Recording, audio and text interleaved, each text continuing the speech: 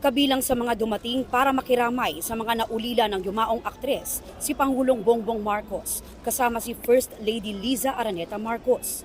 Dumating din si Senator Amy Marcos na siyang nag-produce ng 1982 classic film na Himala. Nakiramay din sa pamilya ni Ate Guy ang Kapuso TV host na si Boy Abunda na isa raw certified Noranyan. Emosyonal na inalala ni Tito Boy ang idolo at matalik na kaibigan.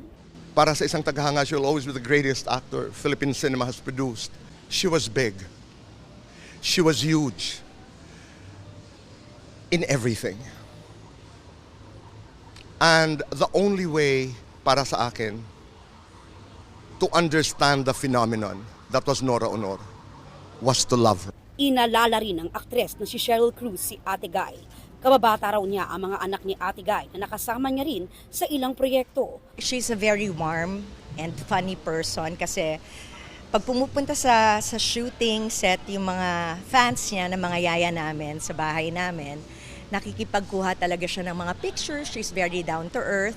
Ganon din siya sa lahat ng mga minamahal niyang mga fans. Ang veteranang aktres na si Boots Anson Rodrigo gusto raw sariwain ang magandang alaala ni Ate Guy.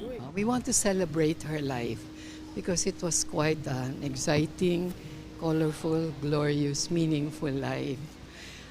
Kumari ko po si Nora, inaanak ko po si Ian. Narito rin ang aktor na si Tirso Cruz III na kanyang former love team. Ilan din sa mga nakiramay, si GMA Network Officer in Charge for Entertainment Group, Cheryl Ching C., Rochelle Pangilinan, Judy Ann Santos at Ryan Agoncillo, at National Artist for Film and Broadcast Arts, Ricky Lee, na nakatakda ring magsalita sa tribute program bukas para sa aktres sa Metropolitan Theater.